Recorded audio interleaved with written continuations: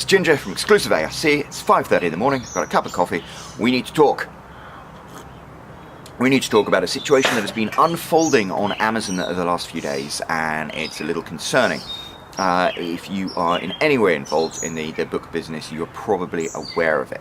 A lot of reviewers and readers are trying to post reviews, and they're coming up with a big red flag from Amazon. Amazon is putting up a sign saying, sorry, you can't leave a review right now. And it's certainly not affecting everybody. I help authors connect with reviewers, and pretty much all of the books that I've been working with are still getting reviews, but a significant number of reviewers are experiencing this issue, and it might even be something that's actually increasing. So it's concerning. It's concerning, but not necessarily completely unexpected. So the nice thing about running Exclusive ARC is it means that I get to be on the front lines of this and get a lot of information from a lot of different sources, from authors and from reviewers, about their experiences. So it means we can sort of try and assemble together some theories about what is going on. There seem to be sort of two incarnations of this review block. The first is a subscriber will go to post a review of the book they've read, and they will get a little pop-up saying, I'm sorry, you personally can't write a review. And this is to do with sort of their review activity. The other one is they'll go to write a review, and a picture of the book will pop up and say, I'm sorry, due to activity around this book, nobody can post a review of this book. So there are sort of two incarnations there, and that's interesting and kind of concerning. A lot of theories have been going around about this. One of the most popular, popularized by an author on Twitter, who I'll link to below, is that Amazon is sort of standardizing their review process. I'm not sure how familiar you are with the in-depthness of Amazon's reviews, but in general they have two types of reviews. They have verified and unverified. A verified review is if you physically bought a product and then wrote a review of it, and to Amazon those are much more valuable because they show that you've got a trail. You spent your money to physically purchase this product, you have it, and therefore if you write a review of it, it's probably a decent, fair review. The other type of review is an unverified review. That means you have the product, but you didn't necessarily get it through Amazon. So you're writing your review of it, but Amazon can't sort of track where just how valid that review is. And I think this is what has been concerning them. In terms of physical products like vacuum cleaners and stuff like that, Amazon has really cracked down on the difference between verified and unverified reviews, and they've also cracked down on sort of in giving incentives for reviews. So you couldn't be a company and give out vacuum cleaners to somebody on condition that they would then go and write a review of your vacuum cleaner. In fact, Amazon, that is a no-no. A free physical product invalidates your ability to write a review of it. It's not the same for books. Amazon has always, and continues to, I checked the terms of service today, said that you can send out advanced reading copies of books, free copies of books to reviewers, as long as you don't require a reviewer to leave a review. But obviously it's an incentive to. That's something that Amazon continue to have in their terms of service. That is what the entire idea of an ARC, an advanced reading copy service, is about. So most established authors will have a list of trusted readers who they'll send out free copies of books to in return for them writing reviews. Something like Exclusive ARC, we have a list of subscribers, and we work with authors, and we share these authors' books with my subscribers, and those subscribers will write reviews. That, as far as I know, is something that, well, as far as the terms of service is something that's still going forward, but obviously Amazon do seem to be cracking down on it.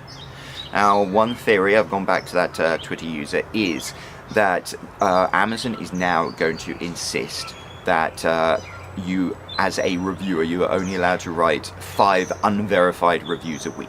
And this is something that has happened for all other products in the past. So back to vacuum cleaners and things like that.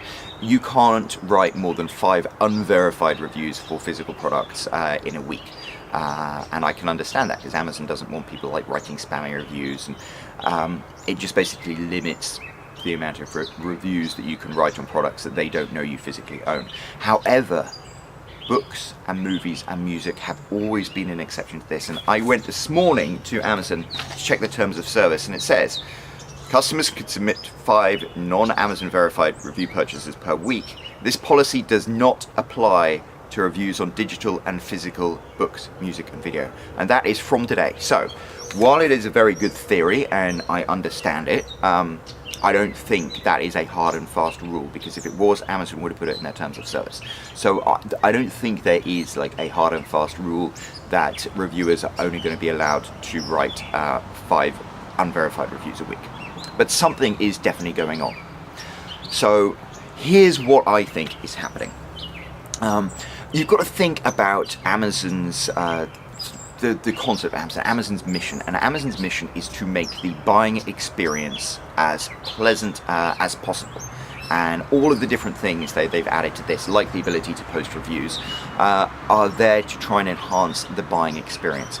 And Amazon, like Google, are just like such a ridiculously huge organization that they don't need to chase the money, which is one of the things. I mean, to you and I, we'd think, oh, well, the more reviews you post, the more products you're going to sell, and that's great, right?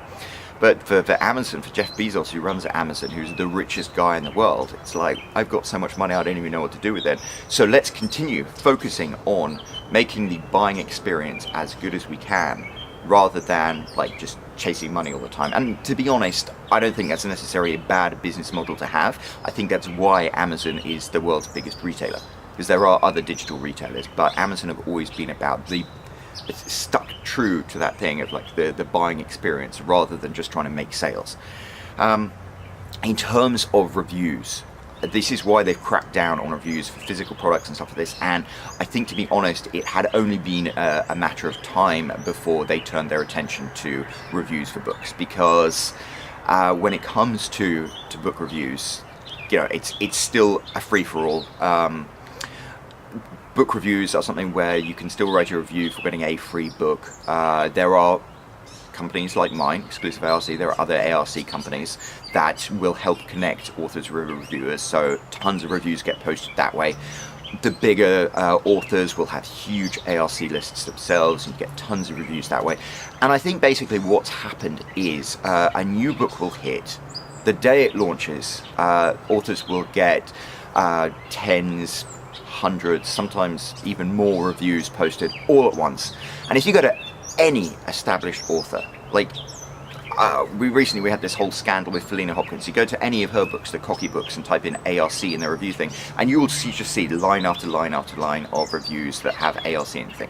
So basically what happens is new books that launch, the majority of the reviews will come from ARCs. And that's not necessarily a bad thing, but I can understand from Amazon's point of view that these reviews lack a certain amount of value. And sorry, there's a mosquito flying around. And I think it's a problem that's just been getting worse and worse, because I like to think that I run a very ethical, very transparent service where we try and make sure that the reviews people post are genuine and honest. But at the same time, you know, I say to reviewers, you know, if you really hated a book, maybe just tell me what your feedback is and I'll pass it on to the author rather than writing a 1 or 2 star review. And then occasionally you have issues like a reviewer will want to catch up with their reviews, so like copy and paste review words from one review and post it as their own. If I ever catch someone doing that, I kick them off the program. But, you know, as you keep chasing more and more reviews, the reviews that you post become less and less valuable. And I think right now Amazon is at the point saying, okay, we need to rethink the whole review ecosystem for books. And I don't think they're going to bring in any like rules where only people who purchase books can write reviews, but I think they are going to definitely crack down on the number of reviews get posted, the content of the reviews get posted. They basically want quality reviews from people who genuinely read the book. And so I think rather than trying to like find a solution or a workaround for this issue, we have to think more holistically and think, how can we make sure that we get, you know, more valuable reviews posted for our books. So instead of trying to chase more reviews, we try and chase better reviews. And that's something that I think we need to think about. I've got some ideas in my head about that, and I'm working on something that I think is going to be a really attractive prospect, but it's going to be a difficult period for a while. And for a lot of authors, it's going to be more difficult than ever to sort of establish themselves. I mean, in terms of the buying behavior, I mean, those early reviews are so important, especially when it comes to like romance novels and stuff like that. They make a lot of difference, and Amazon really is just raising the bar for entry level for new authors. But I think if we follow what they're trying to do and try to focus on having better quality reviews that are more meaningful, that are more valuable for customers, then we are eventually going to find ourselves aligned with Amazon's mission and making sure that things are better. So what does this mean in the short term? Well, for me, exclusive ARC, there are definitely, I'm working with authors, I'm working with reviewers, people are still able to post reviews, so I am going to continue with business as normal, with the understanding that this is an issue, and I've got to keep track of it, and I've got to keep authors informed, and I've got to keep subscribers informed. And I think at the end of the day, the number of reviews that authors are going to get on their books, whether they are going through an ARC service like mine or whether they're using their own ARC list, is going to be massively reduced. And I think that's something that we all have to be aware of. It also means that the reviews that you get are going to be more valuable. But then it's really frustrating because as an author, especially when you're starting out, you don't have a huge amount of money to spend in terms of marketing and stuff like that. So it's just frustrating to have to invest the same amount to get less, even if that less sort of has more value. But we'll just work our way through it. I am, as I said, thinking of different ways to make sure that the whole experience for authors, the whole experience for reviewers, and the whole experience for purchasers is better. So I am definitely going to try and think very hard about how to mold Exclusive ARC's whole process to focus on getting better reviews, more quality reviews, more valuable reviews. And I think that is going to mean, fewer reviews. In terms of sort of my business model for the next few weeks, next few months, I'm going to kind of scale things back. I'm going to focus more on working with authors I've worked with in the past. I'm going to focus more on working with the authors who I can trust. I want to make sure that I provide as much value as possible. So I'm really going to try and be a bit more discerning about the books that I share with my reviewers, and I'm going to try and make sure that I can get the most value out of what we do. The most value for the subscribers who read the books, because they love getting the free books. The most value for the authors who work with me, and the most value for Amazon. At the end of the day, it's frustrating, but we have to put Amazon at the top of the tier in terms of who we prioritize, because without Amazon, none of this happens. So I've always tried to work within Amazon's terms of service. You can't afford to play fast and loose in this business at all. And I think moving forward, that's just something we still have to continue to do. And the problem is Amazon are always so blurry about their rules. What is allowed, what isn't allowed. They don't like putting it down in paper because they have never been consistent with the way they apply the rules. And the moment you put it down on paper, you have to be consistent. So the frustrating thing is Amazon is a private company. They can do what they want. So again, we just have to align our thoughts and our process and our philosophy with Amazon's philosophy. And that alignment is to make sure that the reviews that we get for the books are the most valuable, give the most value to potential purchasers as possible. And as long as we do that, hopefully we're going to weather the storm. I always like to think of situations like this not as an obstacle but an opportunity. If we can align ourselves with Amazon's philosophy, if we can make sure that the way we connect authors with reviewers provides the best customer experience possible, I think we'll find that we continue, maybe not to sort of grow, but to succeed. And the other people who've tried to play fast and loose, who've tried to scam the rules and play the system, they will just fall off the radar. And at the end of the day, still being around while other people fall away means that you end up rising up anyway.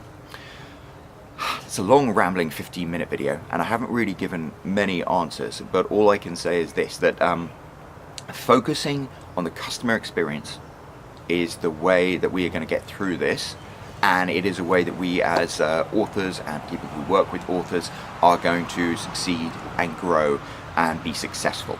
So just focus on that. Over the next few days, I'm going to be thinking about sort of some prescriptive changes with Exclusive ARC and how I can best serve authors, best serve subscribers, and, you know, best give that customer experience. And I think we are going to end up eventually in a good place. So thank you very much for listening to my ramble. If you have any news or updates from your end, let me know about them, and let's just see where this goes. Cheers.